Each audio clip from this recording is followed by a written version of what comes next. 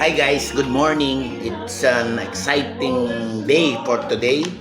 Prepare ko muna yung mga gifts ko. Una, itong aking souvenir para sa kanilang dalawa. Ito yung astig cup. Alright.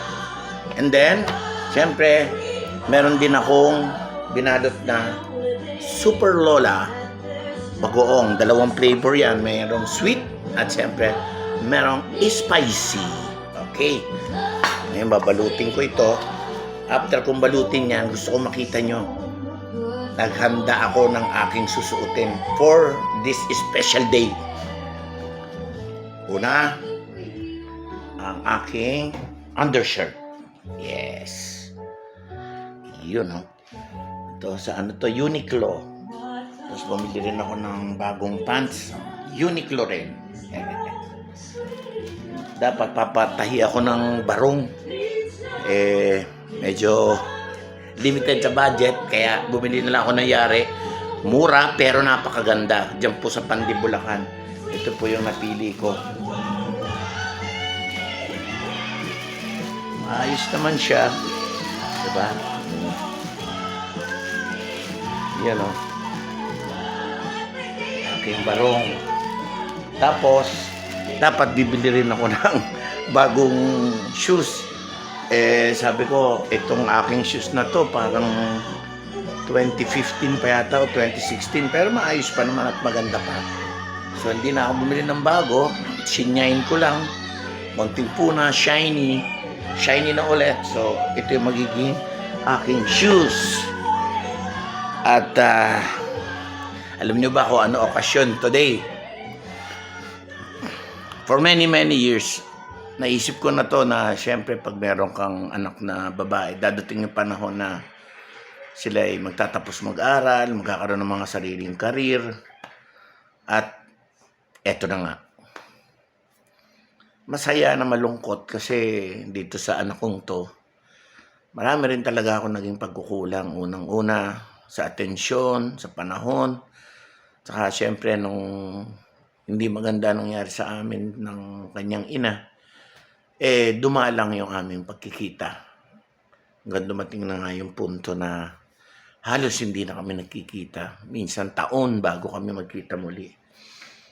At nitong huling March 18 to be exact, I saw them again after I think after mga 5 years. Kaya kitang-kita kami and actually naiyak ako nung papunta. Pero nung nagkita-kita kami, syempre pinigil ko yun. Nagpamacho muna ako. Tapos nung pauwi na kami ng mama ko, pati mama ko naiyak kasi na-surprise siya. Hindi niya alam na makikita niya si Julia, Claudia, tsaka si Leon. Hindi ko sinabi na imimit ko sila for dinner. So naiyak din ang mother ko na 81 years old na rin. And now, katulad na sabi kanina, marami ang pagkukulang sa kanila, lalo na dito kay Claudia. At si Clawie, ang tawag namin Clawie, siya ay ikakasal today. Yes, I think it's a big wedding with Basti Lorenzo. And I met Basti rin for the first time nung March 18. I'm very happy na nakakita na ang aking daughter na si Claudia ng life partner na makakasama niya habang buhay.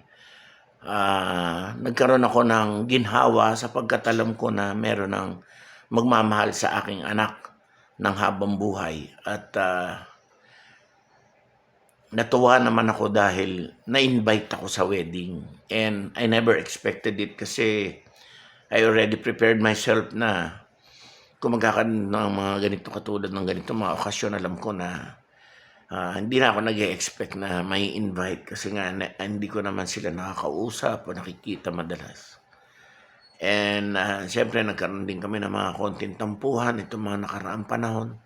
So it was really a big surprise for me na I got invited at yung daughter ko yung ikakasal.